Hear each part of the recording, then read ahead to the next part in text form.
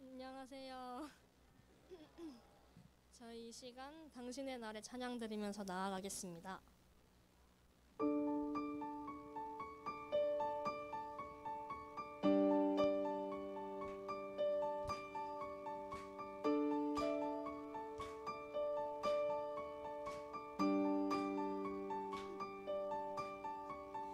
부끄러운 나를 덮어주시고 환하게 빛나는 새날을 주시네. 오,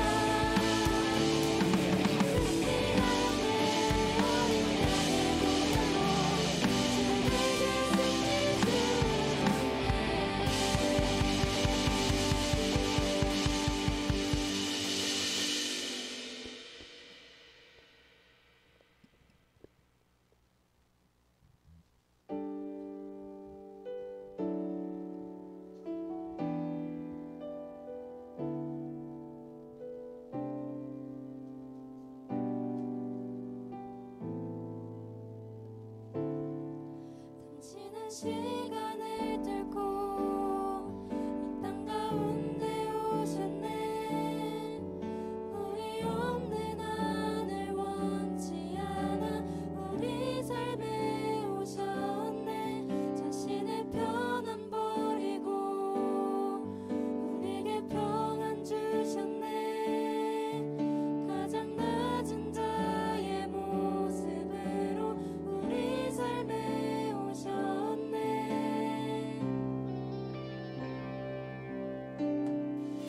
하나님 우리와 영원히 함께 하시네.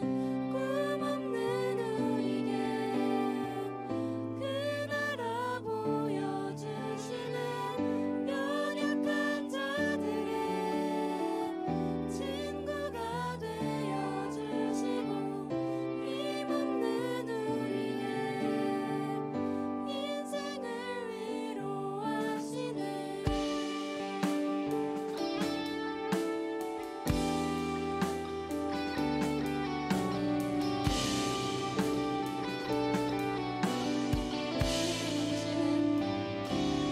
당신은 시간을 뚫고 이 땅 가운데 오셨네.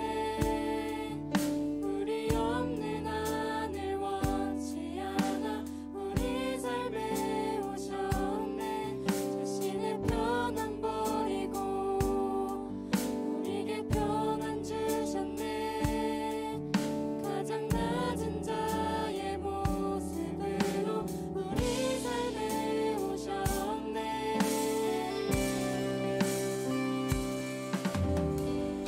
하나님 우리와 영원히 함께 하시네. 꿈 없는 우리에게 그 나라 보여주시네. 연약한 자들의 친구가 되어주시고 힘없는 우리의 인생을 위로하시네.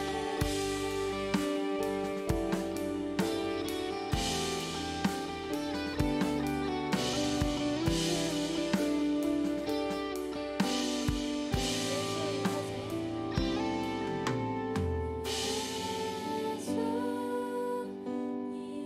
이곳에 우리와 함께 영원히.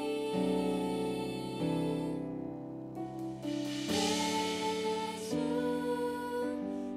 이곳에 우리와 함께 영원히. 예수 이곳에 우리와 함께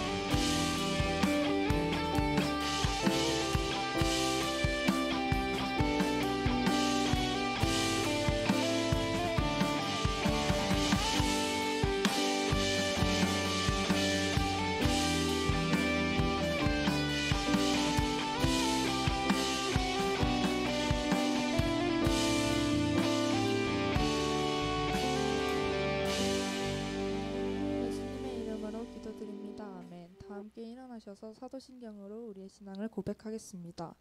전능하사 천지를 만드신 하나님 아버지를 내가 믿사오며 그 외아들 우리 주 예수 그리스도를 믿사오니 이는 성령으로 잉태하사 동정녀 마리아에게 나시고 본디오 빌라도에게 고난을 받으사 십자가에 못 박혀 죽으시고 장사한 지 사흘 만에 죽은 자 가운데서 다시 살아나시며 하늘에 오르사 전능하신 하나님 우편에 앉아 계시다가 저리로서 산 자와 죽은 자를 심판하러 오시리라. 성령을 믿사오며 거룩한 공예와 성도가 서로 교통하는 것과 죄를 사하여 주시는 것과 몸이 다시 사는 것과 영원히 사는 것을 믿사옵나이다. 아멘. 교동문 19번 시편 32편입니다. 교동문 19번 시편 32편입니다. 허물의 사함을 받고 자신의 죄가 가려진 자는 복이 있도다.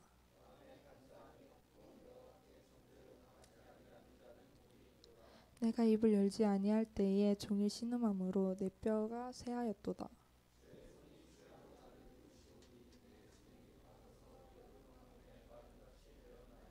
주께 내 죄를 아뢰고 내 죄악을 숨기지 아니하였더니 이로 말미암아 모든 경건한 자는 주를 만날 길을 얻어서 주께 기도할지라. 주는 나의 은신처이오니 환난에서 나를 보호하시고 너희 의인들아 여호와를 기뻐하며 즐거워할지어다. 마음이 정직한 너희들아 다 즐거이 외칠지어다. 이 시간 전도사님께서 기도해 주시겠습니다. 하나님, 우리 친구가 되어 주시기 위해서 아버지 품을 떠나 관계의 지옥 속으로 오셨음을 고백합니다. 서로를 미워하고 서로를 헐뜯고 서로를 밟아야 내가 올라설 수 있다고 믿는 이 시대 속에서 그리스도께서는 그냥 본인께서 모든 걸 친히 다 감당하시고 다 아낌없이 내어주셨다는 그 사실에 우리가 관계의 소망이 있다는 것을 다시금 기억하길 원합니다. 오늘 예배에 온 친구들이 이 사실을 온전히 누리고 알기를 소망합니다. 하나님께서 홀로 영광 받으시길 간절히 원합니다. 이 모든 말씀 예수님의 이름으로 간절히 기도합니다. 아멘.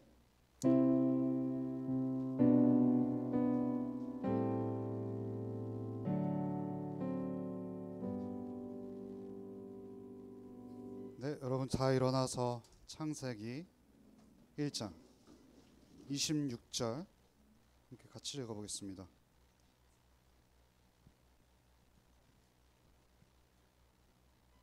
다 같이 읽어볼까요? 하나님이 이르시되 우리의 형상을 따라 우리의 모양대로 우리가 사람을 만들고 그들로 바다의 물고기와 하늘의 새와 가축과 온 땅과 땅에 기는 모든 것을 다스리게 하자 하시고 저희 축복하겠습니다.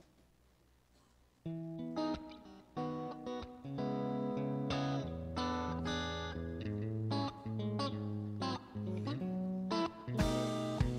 좀 내밀어 볼까요?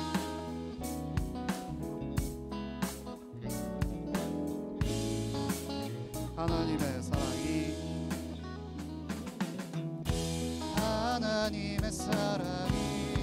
당신의 삶 가운데 가득하기를 축복합니다. 여러분 맴매맞을까봐 안 내는 거 아니죠? 우리가 옆에 있는 사람한테 한번 해볼까요? 하나님의 사랑이 당신의 삶 가운데 가득하기를 축복합니다. 하나님의 은혜가 우리 가운데 가득하길 기도합니다. 네, 여러분 앉으십시다. 친구들, 우리는 모두 기억 상실에 걸렸다는 걸 아시나요? 그럼 거미의 기억 상실이란 노래 모르죠? 예. 선생님들도 모르시나요? 예. 알겠습니다. 우리는 뭔가를 되게 잘 기억하고 선명하게 기억한다고 해서 야, 너 그때 그랬잖아 라고 하지만 우리는 매번 기억이 실수가 있다는 거를 증명해 가며 살아가는 존재들이죠. 우리는 어찌 보면 하나님께서 천지를 창조하실 때 우리의 원래 디자인한 것들을 잘 모르고 잊고 살아가는 존재들이에요. 왜 그럴까요? 우리가 죄로 말미암아 에덴 동산을 뛰쳐나왔거든요. 그러니까 우리의 본래 모습, 정체성을 늘 잊어버린 채 희미한 채 살아가게 됩니다. 혹시 친구들 이런 표현 잘 쓰지 않나요? 아, 삶이 이래서는 안 돼. 내가 이렇게 살아가는 것이 맞나? 라고 왜 생각할까요? 본능적으로 내 안에 이렇게 살아야 된다라는 걸 속삭이고 있는 거예요. 누가 속삭일까요? 우리의 양심이 속삭이죠. 야, 너 이렇게 살아도 되냐? 너 지금 6월 모의고사가 지금 이 등급을 받고도 수련회 갈 정신이 들어? 하지만 가셔야죠, 여러분. 가는 것이 원래 디자인이겠죠, 여러분. 우리가 혹시 그 지난 창세기 설교를 당연히 못 기억하겠지만 우리가 그때 뭘 배웠냐면 원래 세상은 하나님께서 지으심과 동시에 혼돈과 공허로 가득했다 그랬어요. 혼돈과 공허는 무슨 뜻이냐면 혼돈은 뭘까요? 모르죠. 혼돈은 모양이 없다라는 거예요. 지금 상호의 머리가 굉장히 잘 세팅된 모양의 상태인데 아침에 일어나면 어쩌죠? 모양이 없죠. 부시시하니까. 혼돈이 그 모양이 없다라는 뜻이고 공허하다라는 거는 질서가 없다라는 거예요. 여러분 저는 여러분이 저를 편하게 대해주셨으면 좋겠어요. 근데 유한아 짧게 하자. 짧게 해. 질서가 없는 거죠. 여러분 혼돈과 질서가 없는 이 시대 속에서 우리의 역할은 뭘까요? 우리가 왜 직업을 갖고 살아가는 걸까요? 모양이 없는 곳에 모양을 내고 질서가 물질서한 세상 속에서 하나님께서 원래 디자인하신 그 질서를 다시금 회복하는 게 우리의 역할이라는 거죠. 예를 들면 경찰은 이런 거죠. 혼돈 속에 있는 도로교통이 모양이 없을 때 모양을 내게 인도해주고 다시금 질서를 잡는 것이 도로교통관의 역할인 것이겠죠. 여러분 그거 아세요? 우리의 인생은 어찌 보면 삶의 절반이 일이에요. 여러분 어디서 있으신가요? 학교에 있죠. 학교의 대부분의 시간을 일로서 공부로 보내시는 거죠. 그리고 우리의 또 다른 절반이 뭘까요? 우리는 관계가 우리의 삶의 또 절반에 해당해요. 직업과 관계가 우리의 모든 삶을 형성하고 있다고 해도 과언이 아니죠. 여러분 일만 잘하면 우리의 삶이 행복할까요? 이런 거죠. 아빠가 열심히 일했어요. 열심히 일해서 뼈 빠지게 일하고 하루도 쉬지 않아서 압구정에 아파트를 한 채 샀는데 가정생활에는 소홀하다면 이 아버지는 성공한 아버지일까요? 야 압구정 아파트 샀잖아. 너희들 어떻게 내 마음을 안 알 수 있어? 너희들 맨날 내 계좌에 돈만 쪽쪽 빼먹는 인간들이니? 라고 한다면 가정은 파괴가 되겠죠. 절반은 성공한 거죠. 일은 성공할 수 있어도 관계가 망가진 거죠. 우리의 정체성은 직업과 관계가 정상화될 때 행복한 삶을 나아갈 수가 있다라는 겁니다. 이게 바로 하나님께서 창세 전에 디자인하신 하나님의 형상이라는 제목 중 하나인 것이죠. 그러면 오늘 좀 내용이 많기 때문에 수수수수 번호 빠르게 가봅시다. 여러분 그거 아세요?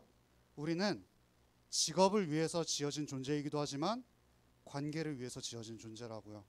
그 이유와 근거가 뭘까요? 첫 번째, 하나님께서부터 찾을 수 있습니다.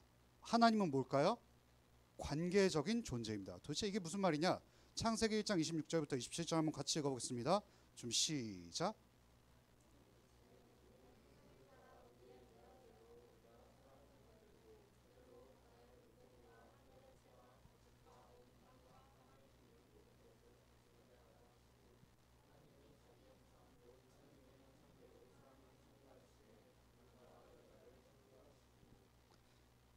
여기서 보세요.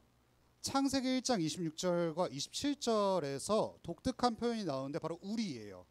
제가 하나 일례만 들어드리면 하나님께서 창조하시는 행위를 하실 때 우리라는 표현을 쓴 거는 여기밖에 없어요. 제가 예를 들어죠. 창세기 1장 5절 하나님이 이르시되 빛이 있으라 하시니 빛이 있었고 빛이 창조되기 위해서는 주어가 뭘까요? 너무 어렵죠. 너무 어려우시면 좀 성경을 보실래요, 친구들? 창세기 1장 3절 첫 페이지만 펴도 알걸요? 한번 펴봅시다. 창세기 1장 3절 한번 같이 보겠습니다. 준비 시작. 하나님이 6절 한번 읽어볼게요. 하나님이 이르시되 물 가운데 궁창이 9절까지만 읽어볼게요. 하나님이 이르시되 천하의 물이 한 곳으로 모이고 세상의 만물을 지을 때 성경은 창조되었다라고 하기 전에 하나님께서 창조하셨다라고 해요. 주어는 하나님이죠. 그런데 독특한 26절 표현은 뭐냐면 26절 다시 한번 읽어보겠습니다. 하나님이 이르시되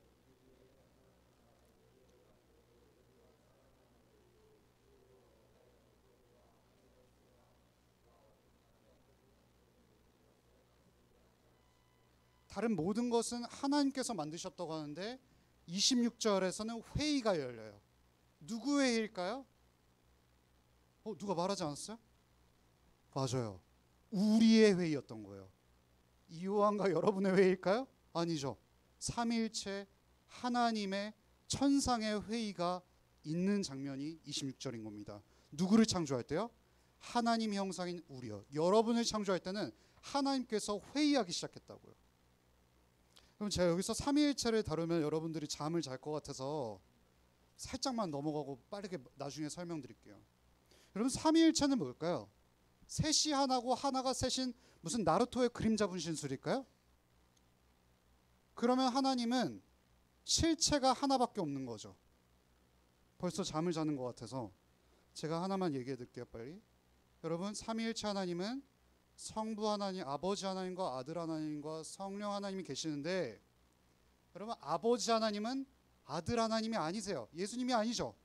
예수님은 성령님이 아니세요. 이거를 가장 잘 이해하는 본문이 한 번만 펼쳐볼까요? 마태복음 3장에 드러납니다. 마태복음 3장 한번 펼쳐봅시다.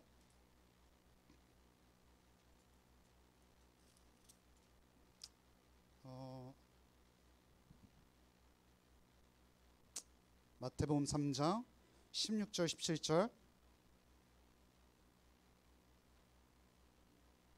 한번 같이 읽어보겠습니다. 준비 시작. 예수께서 세례를 받으시고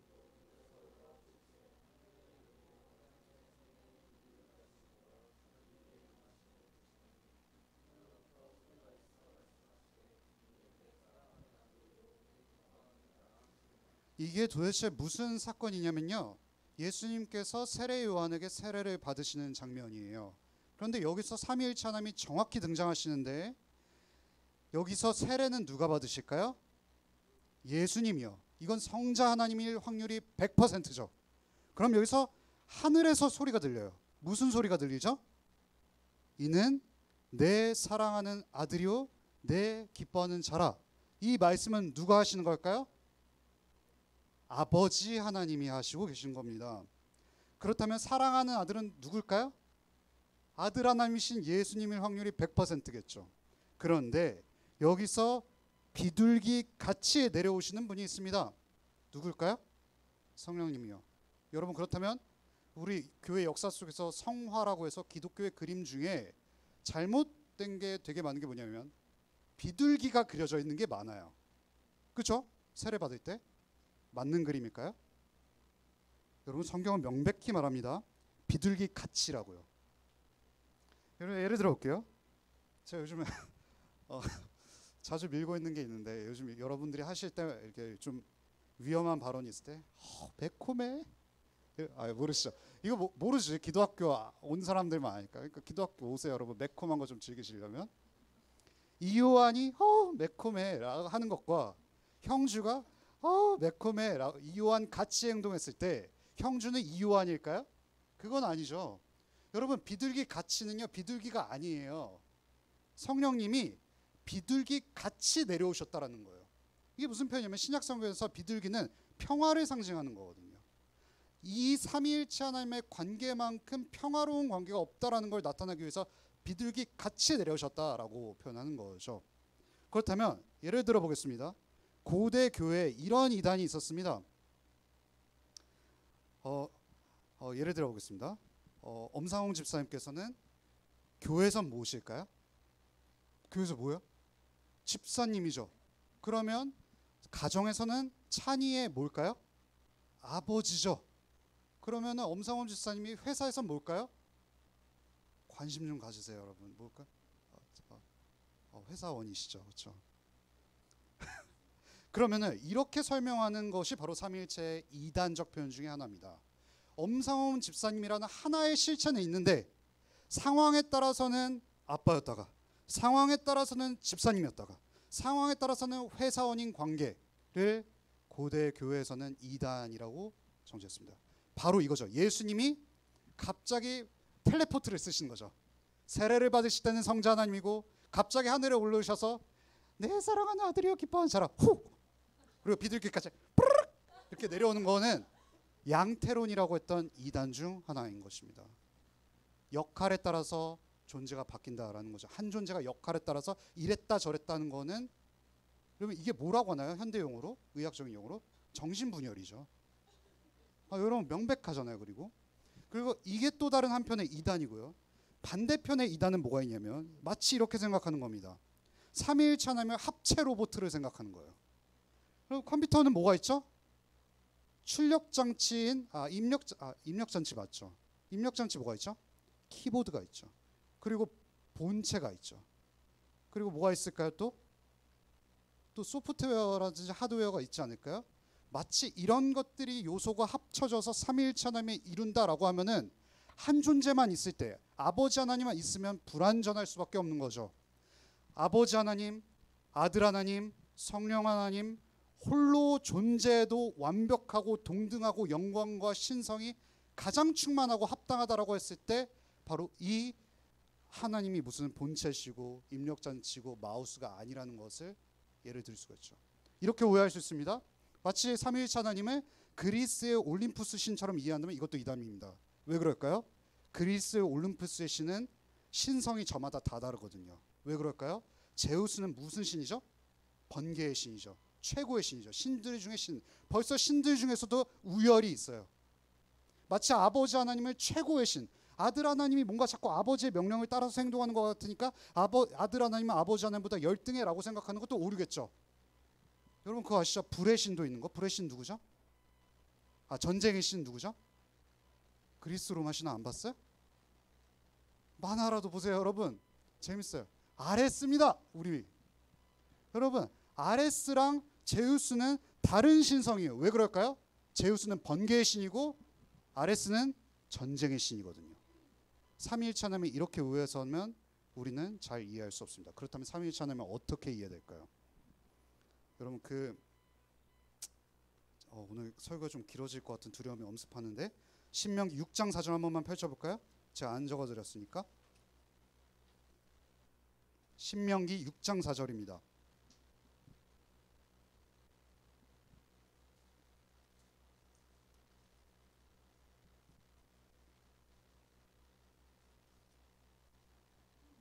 지금도 한번 질문을 스스로 이렇게 던져보세요. 아버지 하나님, 아들 하나님, 성령 하나님 계신다는데 자꾸 기독교에서는 이걸 한 분이래요. 그럼 무슨 자웅동체예요? 케로베로스인가요?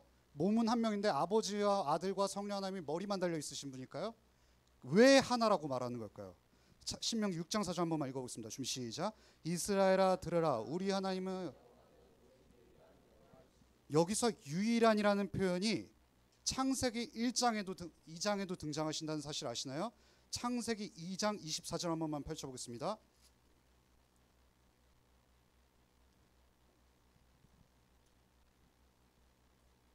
준비 시작. 이러므로 남자가 부모를 떠나 그의 아내와 합하여 둘이 한 몸을 이룰지라. 친구들의 눈 속에서는 한글밖에 안 보이지만 원래 원문이 히브리어 성경에는 신명기 6장 4절에 이스라엘아 들으라 하나님은 오직 유일한이라는 단어와 여기 창세기 2장 24절에 한이라는 단어가 똑같은 단어로 되어 있습니다. 이게 무슨 의미일까요? 물론 신명기 6장 4절에서는 유일한 하나님이라고 말할 때는 이 세상에서 다른 그 어떠한 고대 근동의 신들보다 하나님이라는 삼위일체 하나님이 가장 높고 위대하고 완벽한 신이셔라는 유일한 절대 지존이라는 의미도 있습니다. 하지만 또 하나 숨겨진 의미는 무엇이냐면 바로 창세기 2장 24절에 나온 남자와 여자가 합하여 하나가 되었다라고 하는 하나가 유일한이라는 의미도 연결이 되는 겁니다. 여러분 여러분의 부모님이 하나죠. 왜 하나일까요? 왜 하나요? 아버지 어머니가 몸이 하나인데 둘이 머리만 이렇게 붙어서 다니셔서 하나입니까? 그럴 수 없죠. 제가 하나 예를 들어보겠습니다. 저희 어머니 아버지는요, 나름대로 저는 인고 부부라고 판단하고 싶습니다. 어머니 아버지가 인고 부부라고 해서 안 싸울 때가 있을까요? 그건 부부가 아니에요. 부부는 싸워야 돼요. 엄마 아빠가 치열하게 싸우신 다음에 잠깐 한 30분 정도의 정적이 있으십니다. 근데 저희 어머니 아버지가 제가 존경하는 이유가 뭐냐면 30분이 지나시면 꼭 밖에 나가서 산책을 하십니다. 제가 너무 과장한 것도 있는데 산책을 하시면 둘이 적정 거리를 유지하면서 걸을까요? 아니요. 어머니 아버지가 꼭 손을 잡고 걸으시더라고요. 퀴즈. 이때 엄마 아빠는 둘일까요? 하나일까요? 왜 하나요? 몸이 이거예요? 아니잖아요. 왜 하나죠? 사랑으로 완전히 하나로 보이기 때문인 거죠. 그래서 우리가 흔히 볼 때 아유 저 둘은 무슨 하나야 눈꼴 시렵네라고 말했을 때는 그 하나 둘이 완벽한 공동체를 이루기 때문에 사랑으로 하나처럼 보인다라는 거죠. 자웅동체가 아니죠. 결혼은 둘이가 각자 존재하는 이 실체 둘이 하나를 지향하기 위해 달려가는 마라톤이죠. 그 과정 속에서 서로 잡음도 있고 싸움도 있지만 사랑으로 하나 되기 위해서 서로를 내주는 섬김과 사랑이 있어야만 하나를 이룰 수 있다는 겁니다. 이 공동체가 가정이라는 최초의 공동체가 누구를 표방한 걸 거야? 누구를 모방한 걸 거야? 삼위일체 하나님이요. 삼위일체 하나님의 유일한 하나님이시라는 뜻은 뭐냐면 성부 하나님과 아버지 하나님과 아들 하나님과 성령 하나님께서 지구가 있기 전부터 서로가 너무나도 서로를 사랑하셔서 마치 그보다 더한 하나를 이룰 수 없을 정도로 원팀으로 이루셨다는 거예요. 이 세상에서 가장 완벽한 공동체는 누굴까요? 삼위일체 하나님이에요. 그 삼위일체 하나님 따라서 사랑을 조금만이라도 느껴보고 싶은 공동체의 최초 가장 요소가 뭘까요? 가정이라는 거죠. 삼위일체 하나님을 따라 만든 우리가 바로 가정, 남자와 여자의 한 몸을 이룬 부부라는 것입니다. 이 근거 어떻게 그걸 알 수 있어요? 창세 전에 우주가 존재하기 전에 하나님 삼위일체 하나님께서 어떻게 사랑했다라는 것이 표현되어 있나요? 창세기에 보면은 알 수가 없어요. 요한복음 17장 24절 제가 써드린 거 한번 읽어보겠습니다. 준비 시작. 아버지여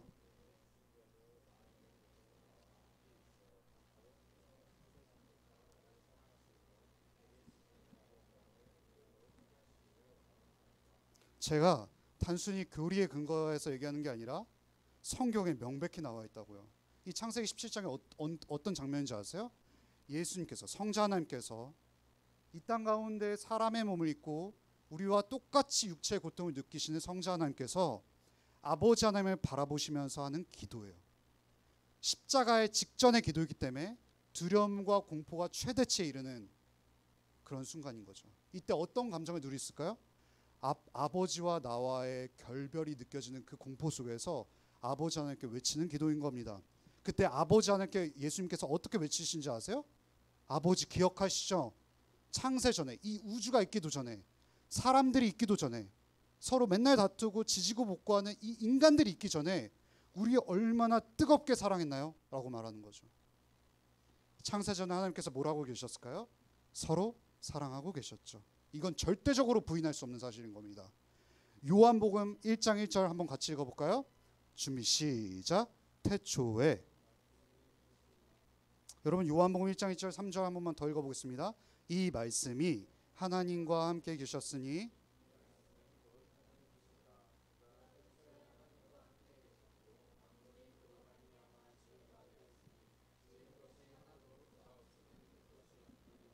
친구들 여기서 요한복음 1장 1절에 처음에 나오는 게 뭘까요?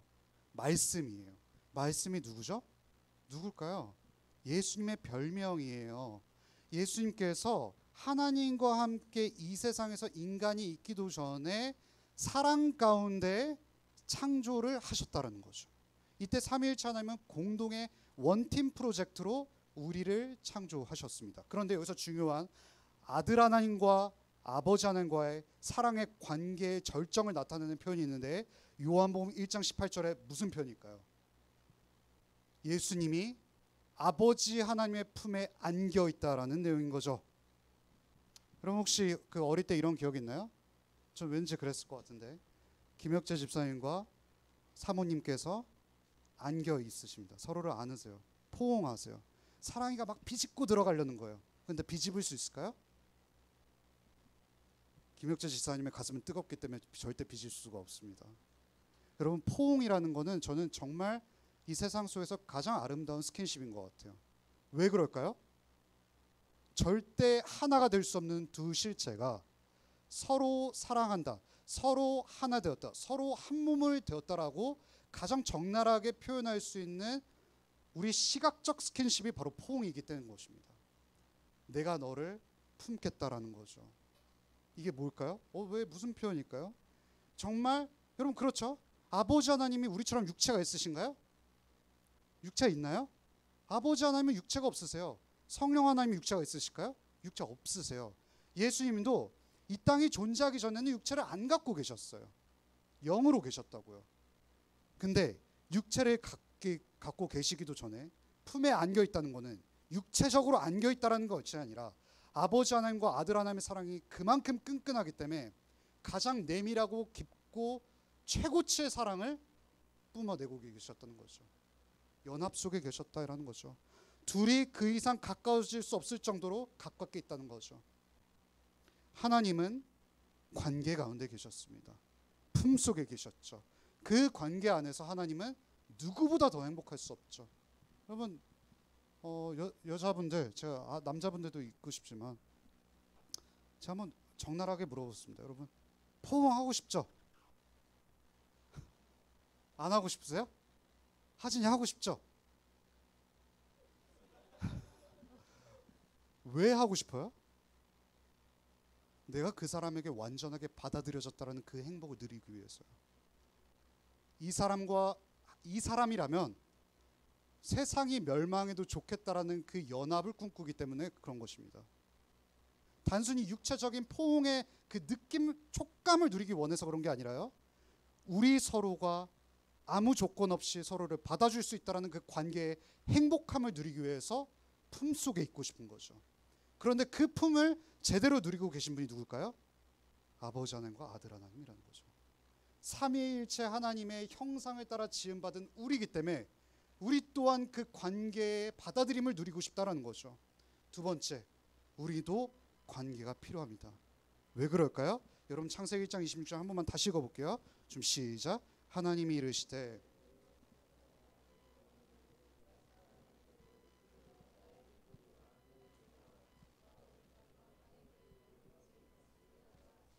친구들 그거 아시나요?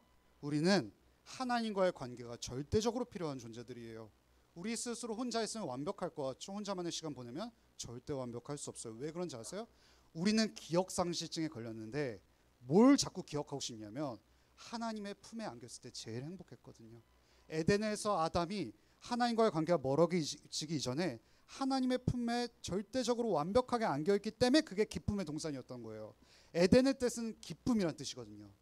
관계가 완벽했기 때문에 하나님, 즉 서로 관계 속에서 완전한 행복과 사랑을 누리시고 있는 삼위일체 하나님의 형상을 따라 지음받은 존재가 우리이기 때문에 우리도 하나님의 품에 안겨있을 때 가장 완벽하다라는 거죠. 그래서 우리의 형상을 따라 우리의 모양대로 사람을 만들자라는 이 천상의 회지기는 인간이 하나님과 교제하기 위해서 바로 지음받았다라는 겁니다. 여러분 제가 예수님의 그 요한복음 1장 1절의 중요한 별명이 뭐라 그랬죠? 뭐라 그랬나요? 태초에 말씀이 계셨다고요. 여러분 말씀은 쉽게 생각하면 커뮤니케이션이에요. 말이라는 단어죠. 상우랑 누리미가 언제 서로 갈등을 일으킬까요? 말이 잘 통하지 않을 때요. 여러분 말이 잘 안 통하기 때문에 부부가 그렇게 싸우는 거겠죠. 여러분 예수님께서 왜 말이라는 별명으로 이 땅 가운데 오셨을까요? 인간의 죄로 말미암아 늘 엉키고 어설픈 이 커뮤니케이션을 회복시키기 위해서 예수님께서 언어로 오셨다는 거예요. 여러분 바벨론 탑을 쌓고 인간들이 서로 혼돈하기 시작했어요. 왜 혼돈했을까요? 말이 달라지기 시작했기 때문이죠. 서로 의사소통이 안 되는 존재가 되었기 때문에 화목하지 않았죠. 여러분 왜 인간이 하나님과 화목하지 않은 줄 아세요? 죄로 말미암아 하나님과 대화가 끊어졌거든요. 그 대화를 회복시키기 위해서 누가 왔을까요? 진짜 말, 진짜 커뮤니케이션이 예수님께서 오셔야 하나님과 우리 사이의 끊어진 대화를 진짜 회복시킬 수 있다라는 거죠. 십자가의 사건이 바로 그거인 것입니다. 우리에게는 하나님과의 관계 회복이 필요한 겁니다. 두 번째, 한번 페이지를 넘겨볼까요? 한번 같이 읽어봅시다. 하나님과의 관계만 회복되면 될까요? 아니요. 누구와의 관계가 회복돼야 될까요? 사람들의 관계요. 창세기 2장 18절 한번 읽어보겠습니다. 시작. 여호와 하나님이 이르시되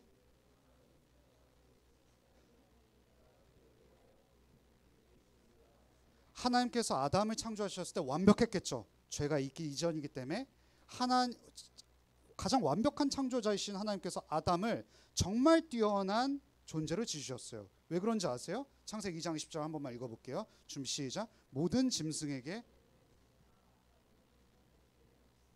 친구들 여기서 모든 짐승은 종류가 아니에요. 새, 물고기 이런 타입을 얘기하는 게 아니라 여러분 물고기마다도 종류가 고등어, 참치, 또 뭐가 있죠? 여러분 회 뭐 좋아하세요? 뱃살 뭐 이런 거 되게 좋아하시잖아요, 그렇죠? 종류별로 이름을 다 지었다라는 거예요, 아담이. 이게 별거 아닌 것 같죠? 아담은 인류 역사상 가장 뛰어난 브레인을 갖고 태어난 존재였어요. 죄가 있기 전이기 때문에 아담은 그 어느 누구보다도 탁월한 존재였다고요. 그럼 그런 질문하지 마세요. 무슨 질문이냐면 아유 아담이 지은 죄 왜 내까지 해야 될까요? 내가 에덴 동산에 있었으면 아담처럼 선악과 따먹지 않았다고요. 여러분 아담과 우리의 기본 베이스가 달라요. 아담은 이 세상에서 가장 뛰어난 존재로 지었기 때문에 우리가 그 자리에 가면 100% 죄 지었을 거예요. 왜냐하면 우리보다 훨씬 탁월한 아담마저도 죄를 지었기 때문인 거죠. 아담이 그렇게 뛰어난데 창세기 2장 18절에 어떻게 나와 있냐면 아담이 혼자 사는 것이 좋지 않대. 그렇게 뛰어나고 탁월한 아담이 혼자 있는 것도 하나님 보시기에 불완전하다고요. 왜 그럴까요? 아담은 공동체가 아니었기 때문이에요. 그래서 공동체인 누구를 지으셨을까요? 창세기 2장 23절 한 번만 읽어보겠습니다. 좀 시작. 아담이 이르되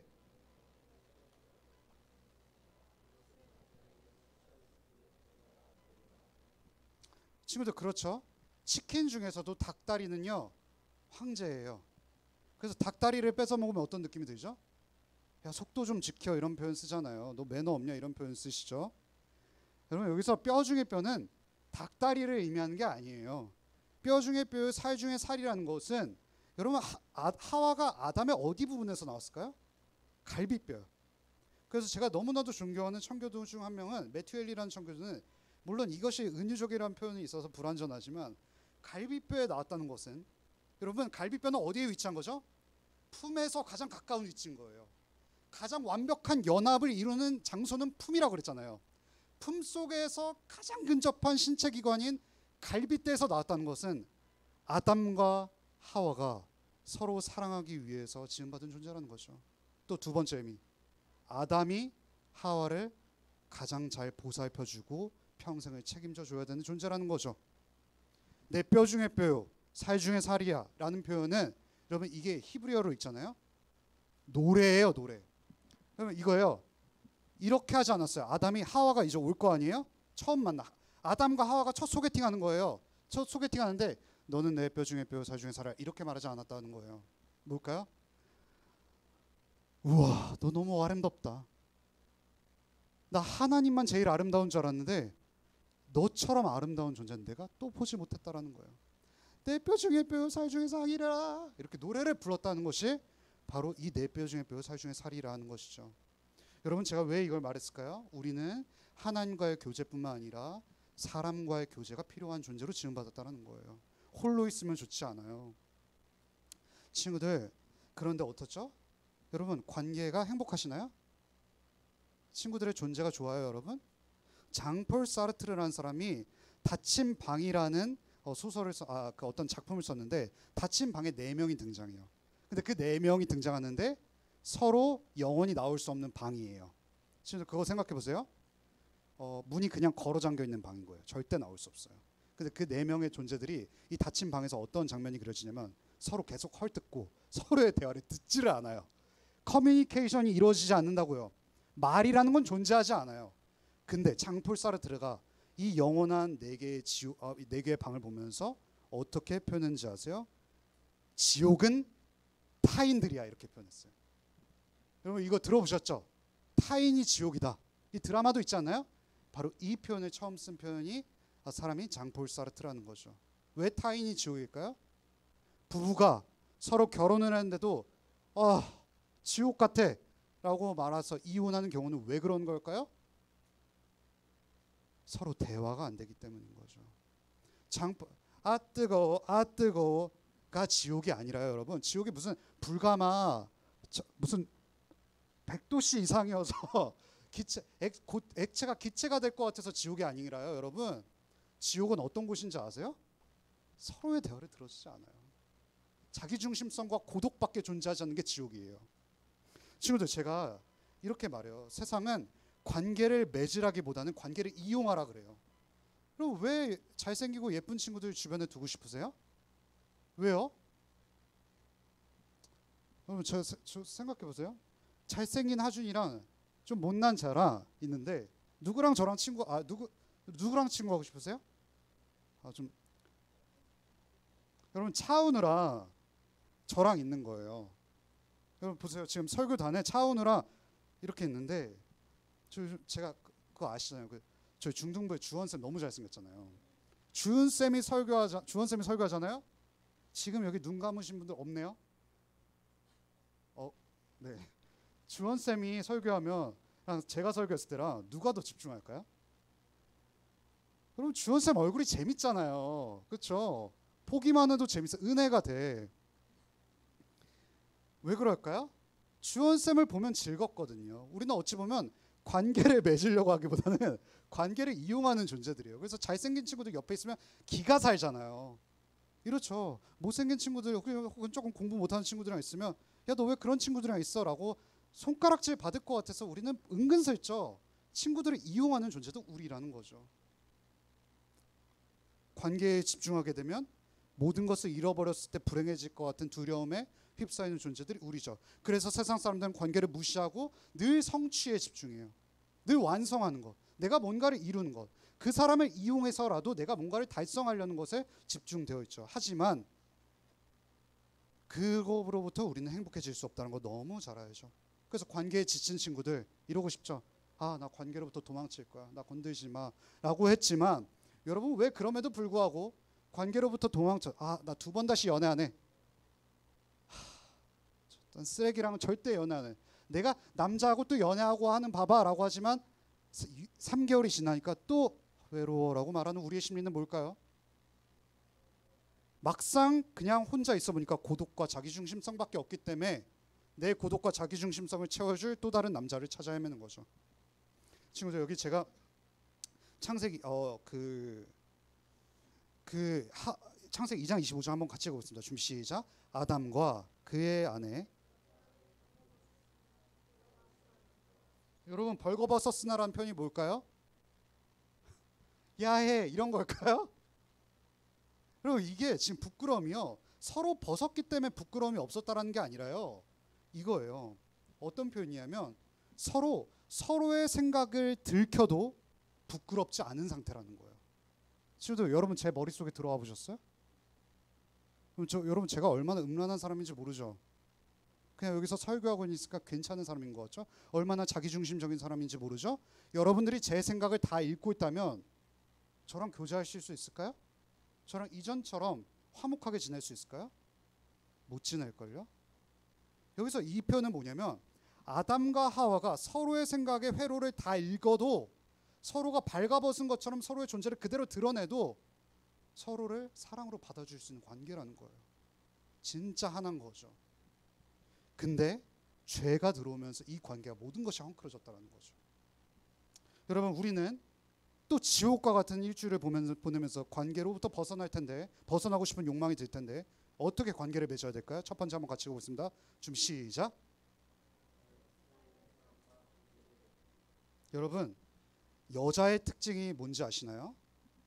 아담과 하와는 동등한 사람이에요. 근데 아담과 하와는 다른 성을 갖고 있죠. 서로 다른 존재라는 거죠. 아담이 처음 하와를 봤을 때 왜 끌렸을까요? 예쁘니까? 맞아요. 예쁘니까. 나랑 다르니까. 나는 다른 성을 갖고 있는 존재이기 때문에 끌렸다라는 거예요. 아담은 혼자 홀로 나만 봤을 때면 자신의 정체성을 더 잘 몰랐을 거예요. 하와를 보니까 내가 하와의 다른 점을 보면서 내가 이런 존재라는 거를 더 잘 알 수 있었다라는 거죠. 우와, 너를 보니까 진짜 내가 누군지 알았어. 드디어 진짜 나의 자아를 찾았다라고 아담은 말했을 거예요. 여러분, 내 자아를 찾는 일은요, 나와 완전히 다른 사람들을 볼 때 우리는 우리의 자아를 발견하게 돼요. 여러분, 우리 그러고 싶지 않아요? 나랑 비슷한 MBTI 친구들만 보면 그 친구들만 있으면 화평할 것 같죠? 그 친구들하고만 있어 보세요. 비슷한 죄만 가진 죄인들끼리만 있는 거예요. 나와 다른 MBTI, 여러분 제가 ISFJ잖아요. ENFP랑 있으면 제가 자주 놀래요. 여기 ENFP, 사온 거 있죠. ENFP 사랑합니다. 저 ENFP는 어떻죠? 즉흥적이에요. 부르면 가야 돼요. ISFJ는 전화 오면 놀래요. 여러분, ISFJ들끼리만 있으면 서로 급작스럽게 연락하는 일이 거의 없어요. 그럼 나의 존재는 잘 모르고요. 내가 얼마나 재수없는 사람인지 잘 모르거든요. 내가 얼마나 연약한 사람인지 모르거든요. 근데 ENFP가 있어야 내가 얼마나 내 시간만을 붙잡으려고 애쓰고 나의 시간을 안 내주려는 사람인지를 알게 돼요. 나의 정체성은요, 비슷한 사람들끼리만 있을 때 있는 게 아니라요, 나와 다른 사람들이 있을 때 내가 얼마나 추악하고 못나고 내가 이런 존재였다는 것을 거울을 통해서 볼 수가 있거든요. 서로 비슷한 사람들하고 있으면 여러분 진짜 여러분 자신을 모를 수도 있어요. 우리는 나와 다른 사람들과의 스타일과 관계를 맺어야 돼요. 포기하지 말아야 돼요. 그게 기독교 공동체예요. 교회가 말하는 공동체는 뭐냐면요, 예수 그리스도가 머리이시기 때문에 다른 MBTI들이 있어도 서로 하나가 될 수 있는 게 바로 교회라는 거죠. 근데 여러분 아시죠? 나랑 하나만 달라도 힘든 거예요. S가 N만 봐도 힘든 거 아시죠? 그런 관계의 지옥 속에서 우리는 어떻게 서로 하나가 될 수 있을까요? 요한복음 1장 14절 18절 한번 같이 읽겠습니다. 준비 시작.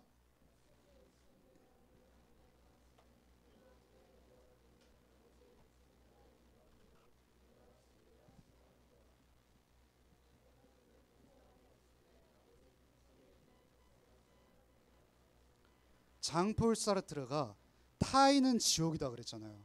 왜요? 누구도 서로의 말을 안 들어주거든요. 누구도 서로 자신이라는 자기 임기 중심성의 품에서 떠나지 않으려고 한다니까요.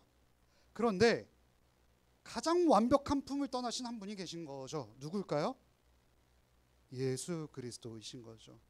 아버지의 품을 떠나서요, 예수님께서 어디로 내려오셨을까요? 어디로 내려오셨을까요, 친구들? 장폴 사르트르가 말한 바로 관계의 지옥이라는 방에 찾아오셨습니다. 가장 아름다운 에덴에 계셨던 아버지 예수님께서요, 서로의 말을 지독하게 안 듣고 내 말만 하기 좋아하는 연약한 인생들에 찾아오셔서요, 가장 연약하고 병든 자의 소리를 들어주기 시작하셨습니다. 그런데 그분이 소리를 다 들어주시면서 정작 본인은 절대적인 소리를 못 들었어요. 누구의 소리를 못 들었을까요? 아버지 하나님의 사랑하는 소리요.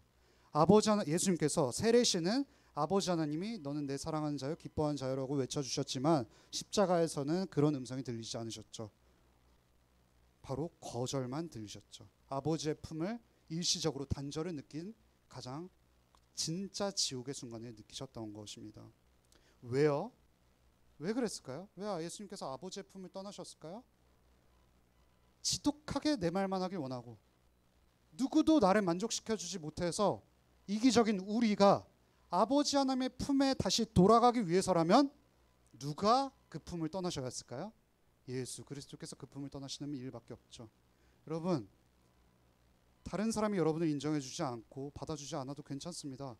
왜냐하면 우리는 지금 그리스도 안에서 이미 아버지 품에 안겨 있거든요. 그러니까 너무 주눅들지 마세요. 우리에게 아버지의 품이 있습니다. 관계는 아버지의 품 안에서 시작할 때 가장 완벽합니다, 친구들. 그럼 저희 하나만 같이 기도할까요?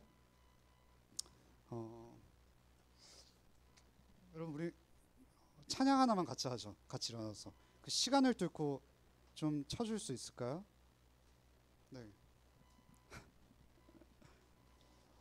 오늘은 어차피 GBS가 제가 보기에 없는 관계로 그 밥 먹으면서 하니까 찬양 하나만 같이 하고 기도할게요. 여러분 다 같이 일어나실래요? 다 같이 일어납시다. 다 같이 일어나서 시간을 뚫고 한번 찬양하겠습니다. 아버지의 품을 떠나 시간을 뚫고 들어오신 예수님께서 우리를 아버지의 품으로 인도하십니다, 친구들.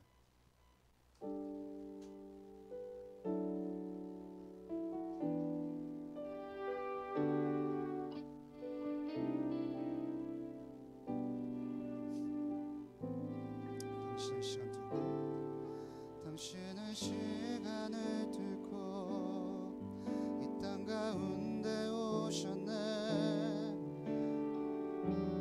하늘 원치 않아 우리 삶에 오셨네. 자신의 편안 버리고 우리에게 평안 주셨네. 가장 낮은 자의 모습으로 우리 삶에 오셨네.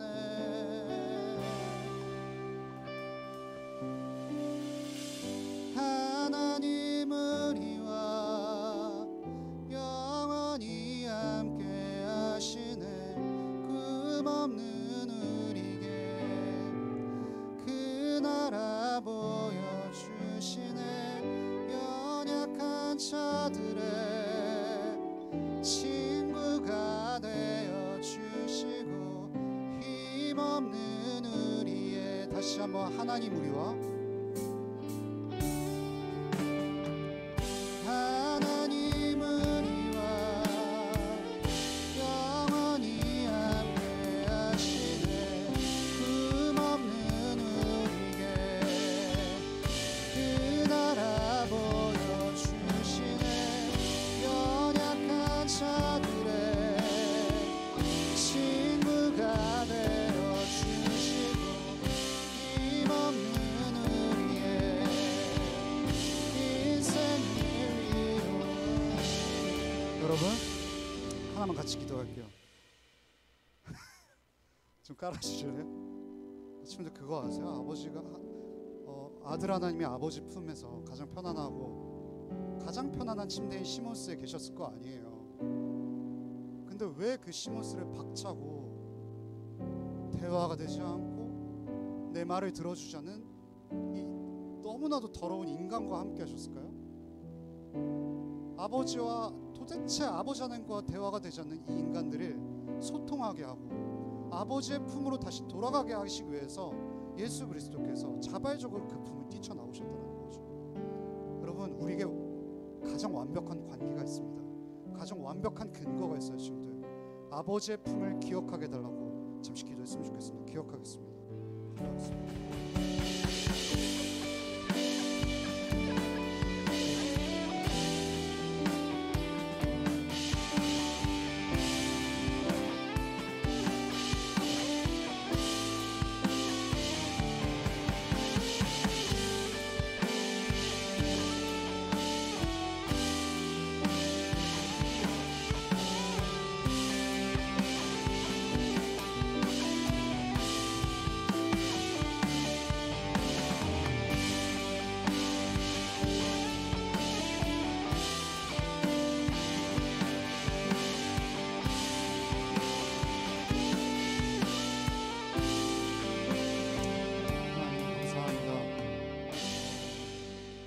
누구도 나를 받아주지 않는 것 같은 이 세상 속에서 예수님께서 아버지의 품을 떠나 우리를 가장 완전한 존재로 받아주셨음을 고백합니다. 우리가 지금 눈에 보이진 않지만 우리는 그리스도 안에서 이미 아버지 품에 안겨있는 존재들입니다. 그렇기 때문에 누가 나를 받아주지 않아도, 누가 나를 인정해주지 않아도, 혹여나 누가 나를 사랑해주지 않아도 가장 완전한 품 안에서 그 사랑과 안식을 누릴 수 있음을 고백합니다. 친구들이 한 주간의 지옥과 같은 관계 속에서 이 사실을 복음 안에서 기억하길 소망합니다. 이 모든 말씀 예수님의 이름으로 간절히 기도합니다. 아멘. 봉헌하겠습니다.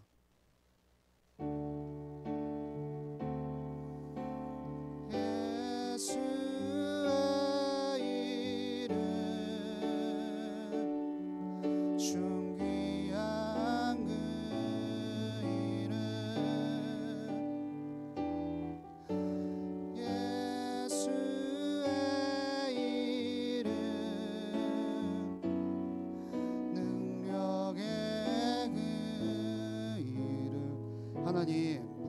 물질이 내 품에 있을 때 가장 안전할 것 같은데 자신의 아들을 품에서 떠나보내시는 아버지를 바라보면서 물질이 내 품에 있지 않아도 하나님께서 책임져 줄 것을 믿습니다.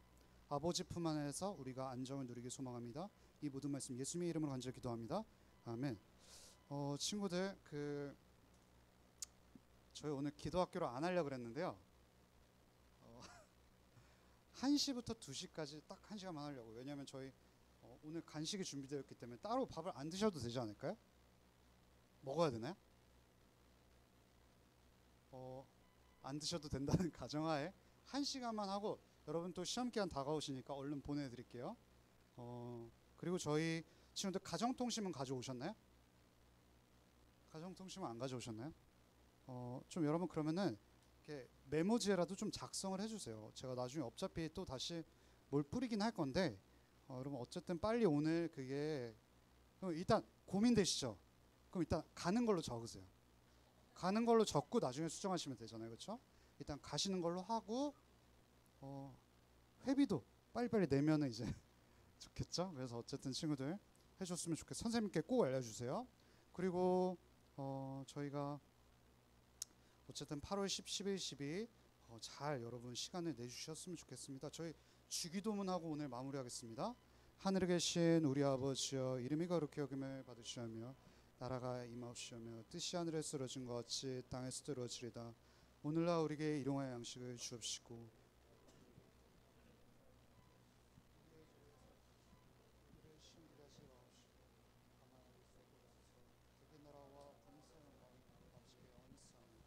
아멘. 여러분 저희 반별로 흩어질게요.